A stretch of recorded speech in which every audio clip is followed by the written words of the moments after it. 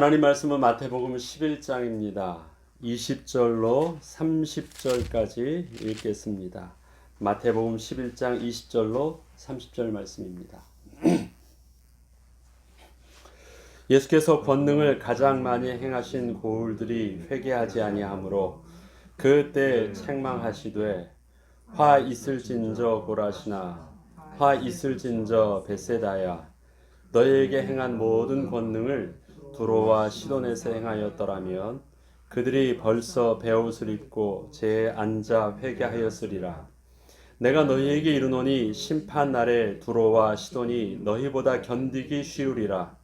가버나움아 내가 하늘에까지 높아지겠느냐 음부에까지 낮아지리라. 내게 행한 모든 권능을 소돔에서 행하였더라면 그 성이 오늘까지 있었으리라.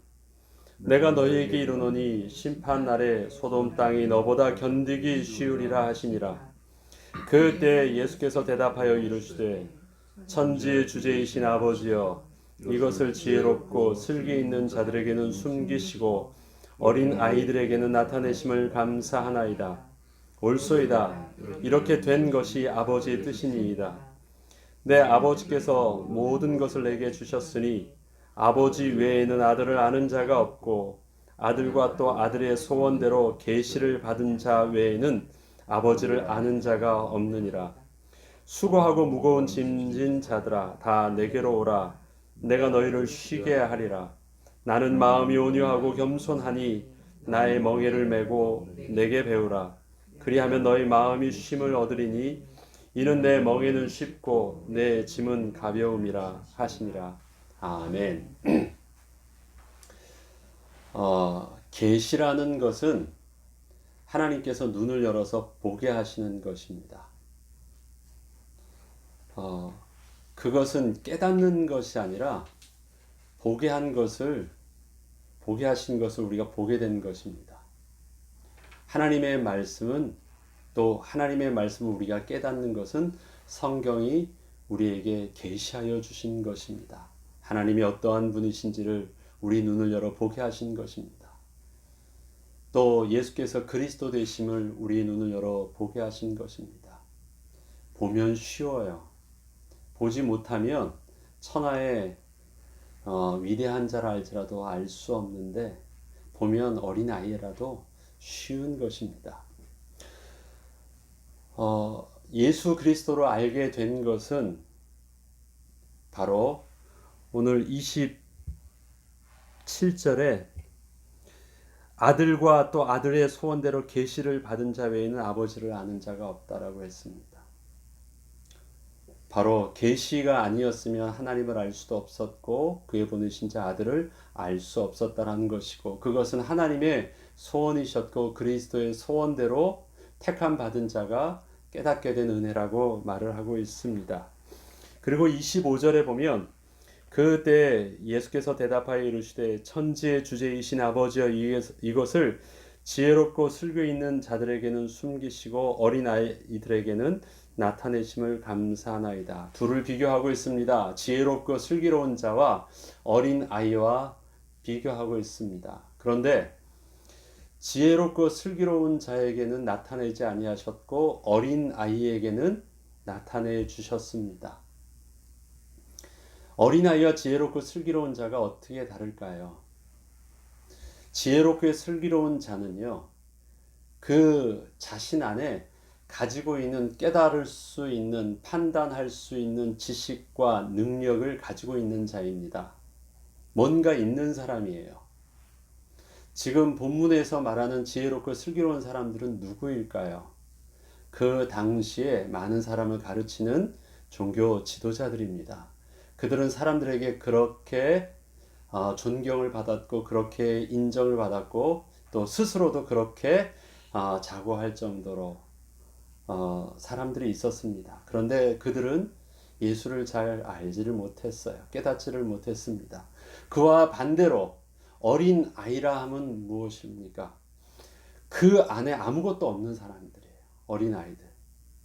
그 안에 자기의 가지고 있는 내면에 깨달을 수 있는 판단하고 선택할 수 있는 능력이 아직 없는 아무것도 없는 자가 어린아이입니다. 그러하기에 그리스도의 복음이 선포되어지고 예수의 행하심이 저들 앞에 드러났을 때 어린아이의 그 가지고 있는 그의 능력 안에서는, 그 자체적인 능력 안에서는 뭔가 예수를 그리스도로 깨달을 수 있는 가능성이 전혀 없는 자들이 바로 어린아이들입니다. 만약 그것이 지혜롭게 슬기로운 자들에게 그 예수께서 깨닫게 하셨다면 사람들은 계시라는 것을 이해할 수 없었을 거예요. 왜요? 내가 지혜로웠으니까. 내가 그것을 깨달을 만한 지식과 깨달을 만한 또 지혜로움이 내 안에 있었기 때문에 다른 사람은 몰랐다 할지라도 저 사람은 할 수 있었고 나는 할 수 있었다고 스스로 또 다른 사람이 인정할지 모르겠지만 어린아이가 깨달았다라는 것은요, 하나님의 은혜가 아니고서는, 믿음의 눈을 열어주지 아니하시면, 하나님께서 계시하여 보여주지 아니하시면 알 수 없었던 일들이 복음이었다라는 것입니다. 그렇습니다. 저와 여러분이 얻게 된 이 구원의 축복, 복음의 비밀은 하나님께서 우리에게 믿음의 눈을 열어주셨고 하나님께서 우리에게 선물로 주신 것이고 우리의 행위로 말미암지 않은 것입니다. 그것이 우리에게 주신 복음의 진리와 지식이었고 내가 하나님을 만나게 된 은혜였습니다. 그것은 어린아이면 다 된 것이 아니라 어린아이 중에서 주님께서 택하시고 우리에게 계시의 소원을 주셨던, 마음을 품으셨던 택하신 자들을 통해서 깨닫게 된 것이라고 말합니다. 그렇다면 이 복음의 온전한 비밀을 가지고 그 앞에 예수님께서 하셨던 말씀들을 쭉 보겠습니다. 오늘 읽지는 않았지만 11장 2절부터 보면요, 이러한 내용이 나옵니다. 요한이 옥에 갇혔잖아요. 여기는 세례 요한입니다. 그토록 광야에서 예수 그리스도를 누구보다도 정확하게 외쳤던 세례 요한. 나는 그리스도가 아니라고 강하게 분명히 말했고 내 뒤에 반드시 오실 자가 있다고 외쳤던 요한. 그의 영성과 그의 강력한 복음의 그 말씀의 선포에 많은 사람들이 광야로 몰려들었고 그의 밑에서 세례를 받았던, 또 세례를 주었던 그 요한. 그 요한은 예수님을 만났습니다. 하나님께서 요한에게 하나님의 음성을 들려주셔서 다가오는 그 예수를 그리스도로 고백했고 선포했고 또 하나님께서 하라 하셨기에 그 예수를 직접 세례를 주었고 또 세례 주실 때 하나님께서 그가 그리스도란 증거들을 성령이 임하게 하시면서 다 보게 하셨습니다. 세례 요한은 바로 이러한 모든 것들을 하나님의 성령에 의지하여 감동하심을 따라 미리 예언하고 외쳤던 자이기도 하였고 그 주님을 제일 먼저 맞이하는 자였고 그 주님을 세례까지 베풀었던, 그리고 그리스도한 증거를 하나님께 직접 받았던 자입니다. 그리스도께서 오셨어요. 내가 그렇게 외치던 그리스도가 오셨으면 세상은 어떻게 되어야 될까요? 드디어 세상이 변화해야 되잖아요. 많은 사람들이 예언하셨던 대로 그 메시지대로 주님이 오셨다면 세상은 막 구원의 역사와 해방의 역사와 회복의 역사가 막 일어나면서 모든 이들이 그 메시아 앞에 무릎을 꿇을 것.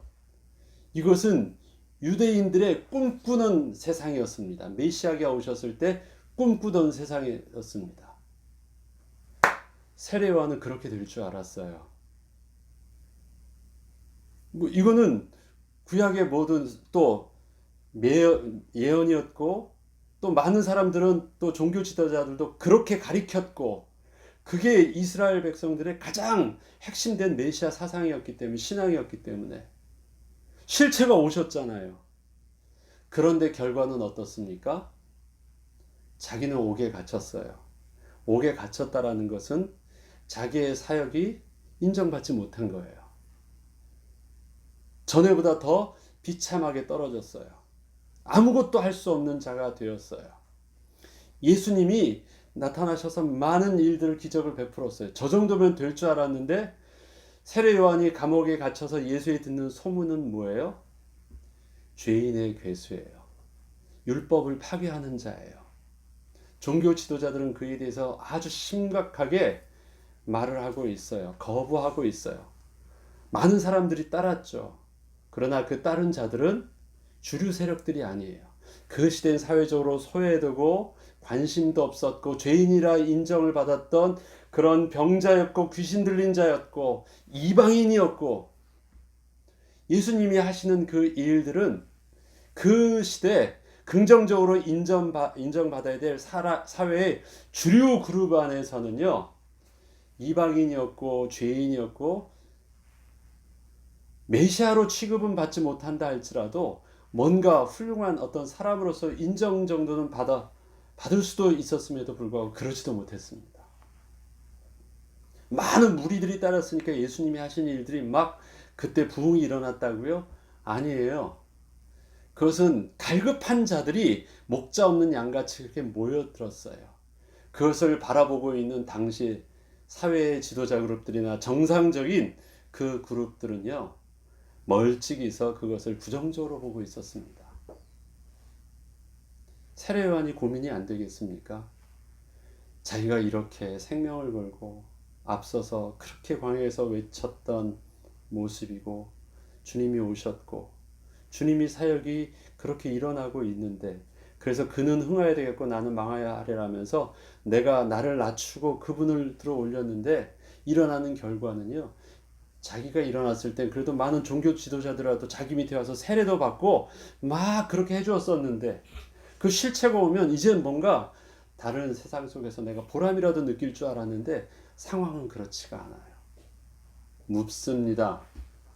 당신이 그리스도 맞습니까? 할 때 예수님께서 하시는 말씀이 있죠. 이사야서에 나왔던 61장에 나왔던 그 예언의 말씀, 그리스도의 예언의 말씀을 5절에는 말씀합니다. 그렇게 제자들에게, 세례 요한의 제자들에게 이렇게 말해주라고 말합니다. 맹인이 보며 못 걷는 사람이 걸으며 나병 환자가 깨끗함을 받으며 못 듣는 자가 들으며 죽은 자가 살아나며 가난한 자에게 복음이 전파된다 하라. 이것은 메시아의 예언이에요. 이렇게 말하면요, 이것은 모든 유대인들 다 무슨 말인지 알아요. 메시아가 오셨을 때 일어나는 그 메시지였기 때문에. 당신이 메시아가 맞습니까? 하는데 내가 메시아가 맞아, 그러니까 고민하지 마, 이렇게 말하지 않고요, 구약에 예언됐던 그 메시아에 대한 그 메시지를 그렇게 보여주면서 그러한 일들이 일어난다고 제자들에게, 세례 요한의 제자들에게 말해주고 보냅니다. 세례 요한이 들은 거예요. 그리고 말씀하시는 거예요. 세례 요한에게 이 말씀을 들을 때 세례 요한은 어떻게 이것을 받아들였을까요? 구약의 예언의 메시지, 예언된 대로 하나님 말씀이 성취되고 있음을 너가 보고 있지 않느냐. 그 말은 뭡니까? 너가 잘못된 것 아니었고 너의 사역이 잘못된 것이나 후회할 만한 것이 아니라 바로 예언되었던 대로 너의 눈에는 맹인이 보며 못 걷는 사람이 걸으며 나병 환자가 깨끗함을 받고 못 듣는 자가 귀가 열리는 그 사실들이 너의 눈에는 어떻게 보이느냐, 그렇게 말하는 것입니다. 자, 예수님의 이 사역이요, 다 모든 사람들에게 다 보여지고 있어요. 종교 지도자들에게도 보여지고 있습니다. 세례 요한에게서도 보여졌고 들려지고 있습니다. 수많은 사람들에게서도 들려지고 있습니다. 메시아라고 물었는데 지금 이렇게 보여지고 있는 사실만 그냥 전해주래요. 그 말은 뭡니까? 너는 이렇게 보여지고 있는 예수님의 사역을 통해서 무엇을 보느냐라는 거예요. 그때 예수님이 하셨어요. 나로 말미암아 실족치 아니하는 자는 복이 있다라고 말했습니다. 이렇게 예수님의 사역이 보여질 때 이것을 통해서 그 당시 종교 지도자들은 어떻게 보였습니까? 그런 예수님의 사역 속에서 메시아의 얼굴을 보았습니까? 아니면 신성모독한 하나님을 대적하는 죄인의 모습이요, 율법을 파괴하는 정말 죽어 마땅한 죄인의 모습을 보았습니까? 똑같은 그 일인데 종교 지도자들은요, 그 속에서 메시아를 보지 못했어요. 그 속에서 율법을 파괴하는 하나님의 저주를 받은 죄인의 모습을 보고 그를 강력하게 거부하고 있습니다. 똑같은 일들이 이루어지고 있는데 그 일에 대해서 세례 요한아, 너는 무엇을 보고 있느냐?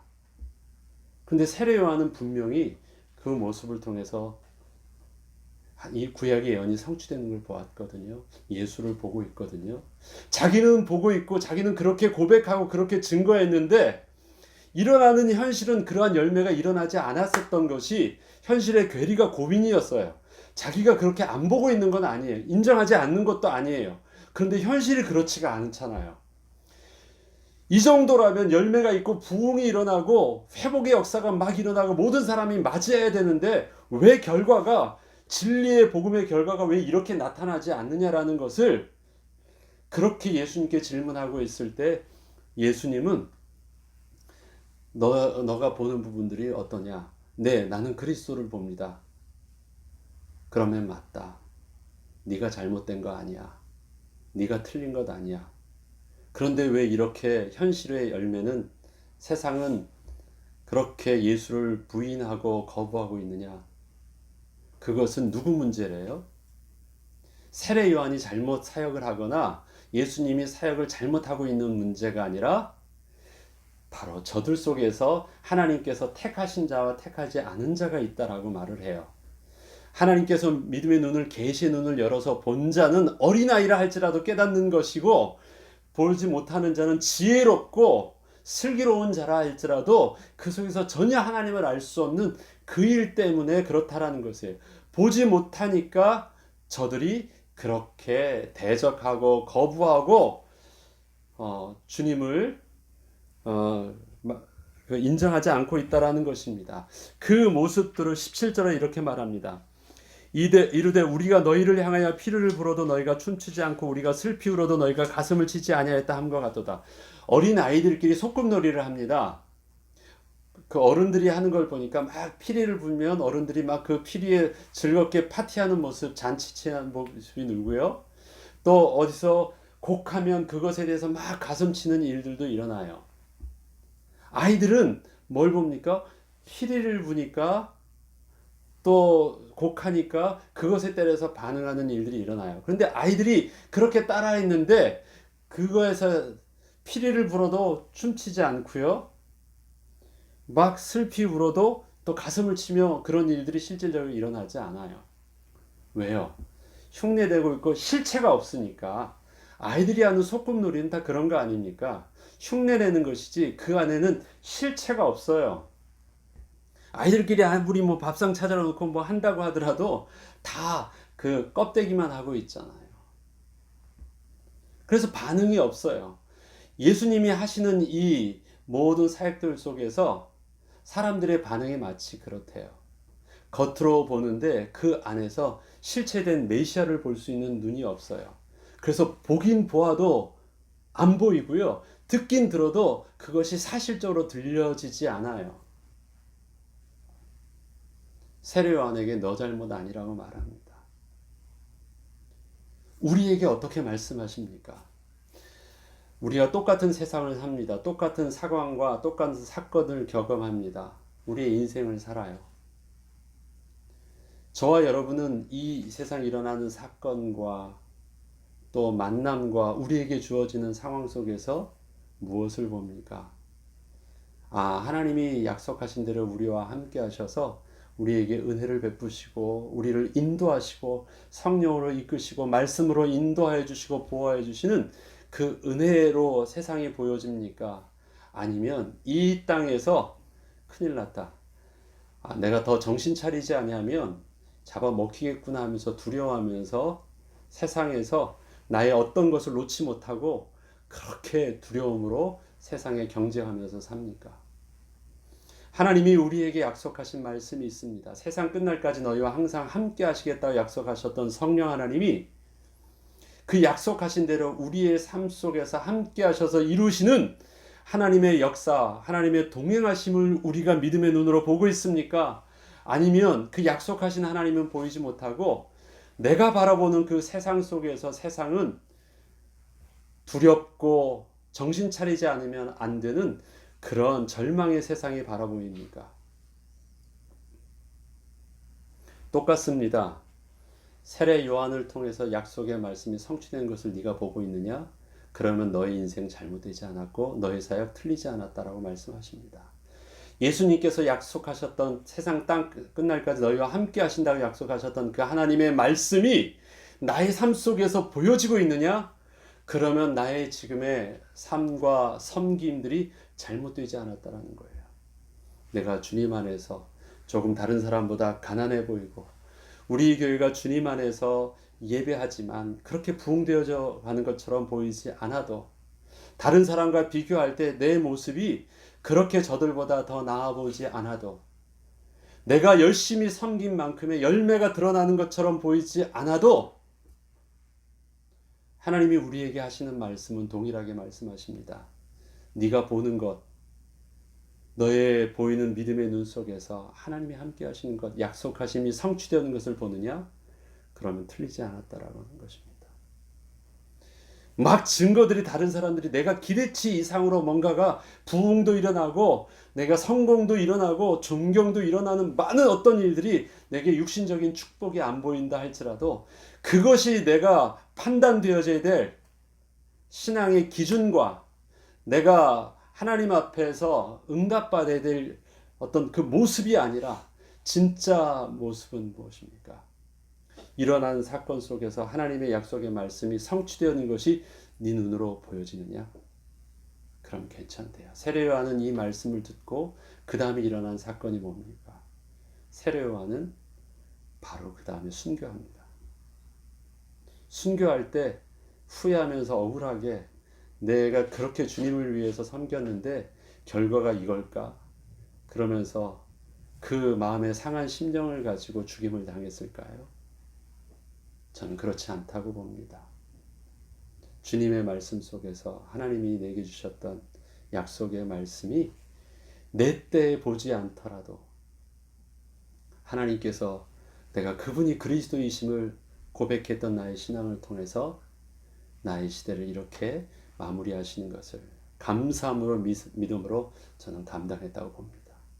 그렇게 말씀을 들을 수 있는 이유가 그렇게 많은 구름같이 허다한 증인들은 그들 시대에 결과를 보지 못했다 할지라도 믿음의 사람들의 구약의 믿음의 사람들부터 그 다음에 12사도와 그 제자들부터 진행했던 많은 사람들은 자기 시대 주님이 오시는 참된 정복과 하나님 나라의 회복을 보지 못했다 할지라도 그림자만 봤어도 그들이 죽임을 당했다 할지라도 하나님 나라를 소망 가운데 기꺼이 순교함을 선택했던 모습을 본다면 동일한 믿음입니다.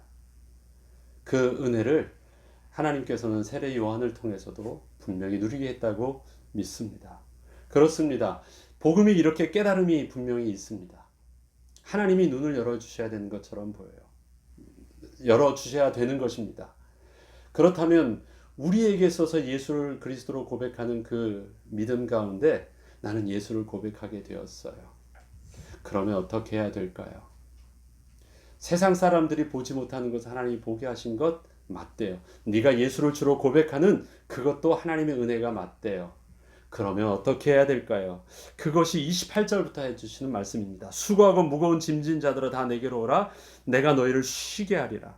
나는 마음이 온유하고 겸손하니 나의 멍에를 메고 내게 배우라. 그리하면 너희 마음이 쉼을 얻으리라. 이는 내 멍에는 쉽고 내 짐은 가벼움이라 하시니라. 내가 예수를 주로 고백하게 된 것, 그거 예사로운 일 아니래요. 그건 은혜가 맞대요. 그럼 그 예수를 알게 된 믿음의 눈을 가지고 네가 뭐 하느냐? 그 예수께 네가 나아가래요. 그 나아가서 해야 될 일들이 있습니다. 주님께 나아가서 내가 쉼을 얻으래요. 내 스스로 뭔가를 하려고 했던 건 내어놓고 주님께 맡기래요. 그런데 맡기는 방법이 그렇습니다. 주님의 마음이 온유하고 겸손하다라고 말합니다. 왜 온유하고 겸손하다는 말을 썼냐면 그 다음에 보면 알 수 있습니다. 나의 멍에를 모고 내게 배우라. 그리하면 너의 마음이 쉼을 얻으리라. 이 멍에가 뭔지 아시죠? 그 수레를 끌려고 하면 소나 말에 특히 소의 수레를 끌게 하려면 수레를 끌게 하는 나무 틀이 필요합니다.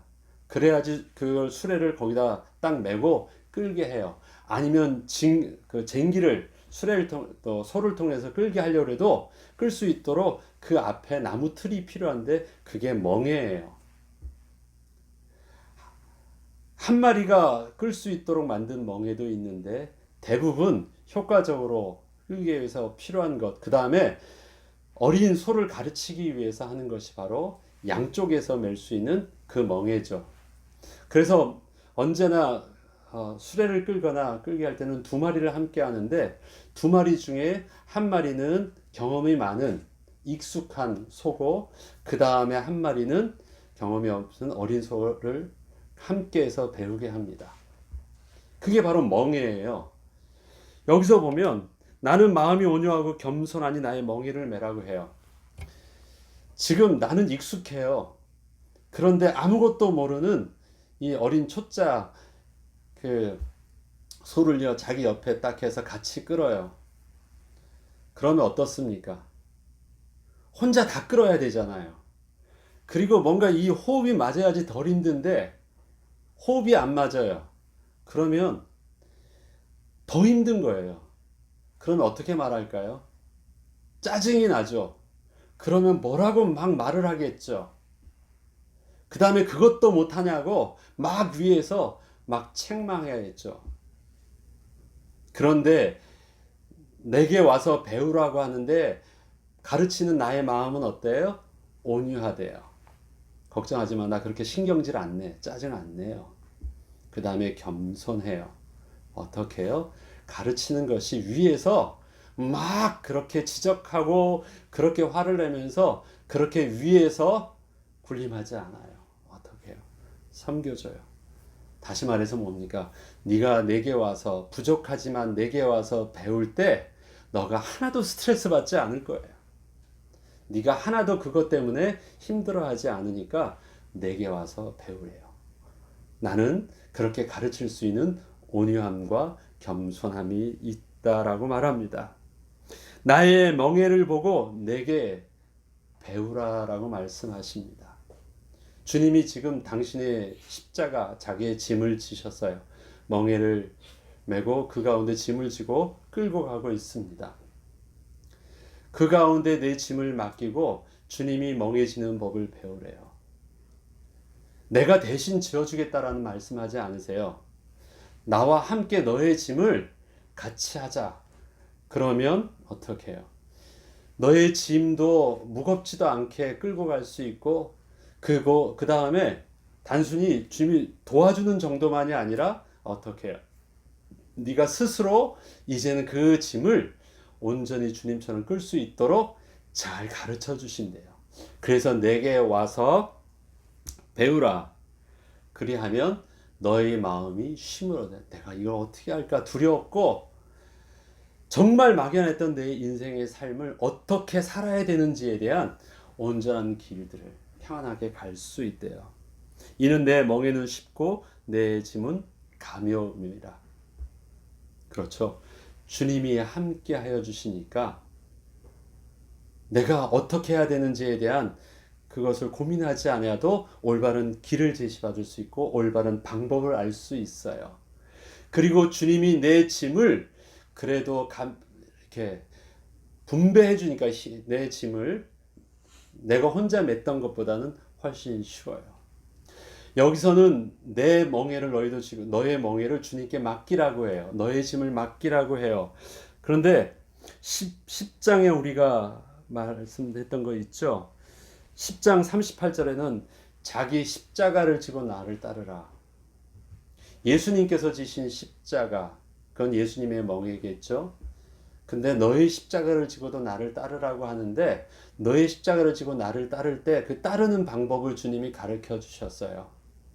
그냥 너가 하려니까 막연하지 나와 함께 하자.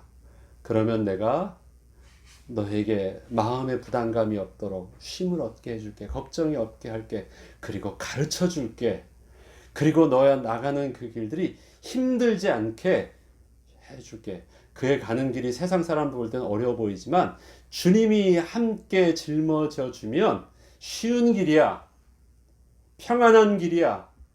그 다음에 짐은 가볍게 될 것이야 라고 말씀하십니다.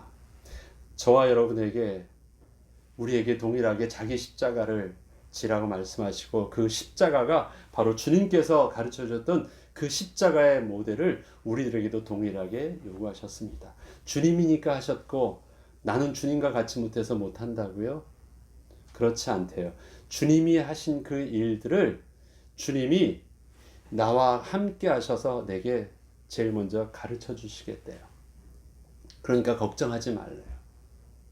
앞서 행하셨던 주님이, 앞서 부활의 증거 계신 주님이 우리에게 부활의 능력을 가르쳐 주신대요. 그렇게 할 수 있도록 이끌어 주신대요. 그리고 감당할 수 있도록 우리의 짐도 감당해 주신대요. 내가 내 십자가를 지고 가지만 네 몫이니까 네가 알아서 하지 아니하시고요. 그 몫을 주님이 함께 짊어져서 하게 하신대요. 걱정하지 말래요. 주님이 책망하지 아니하시고 주님이 짜증내지 아니하시고 주님이 온유함으로 끝까지 품어주시고 가르쳐주셔서 결국은 그리스도의 장성한 분량에 이르기까지 우리를 이끄셔서 하나님의 멋진 제자의 모습을 우리에게 또 다 잘할 수 있도록 장성한 분량에 이르기까지 우리를 인도하여 주신다고 하십니다. 말씀을 정리하겠습니다. 하나님께서 우리에게 주신 예수를 주로 고백하게 하는 그 은혜, 그것은 하나님의 택하심 받은 믿음의 선물이었습니다. 내가 예수를 알게 되었으니까 그 다음은 어떻게 해요?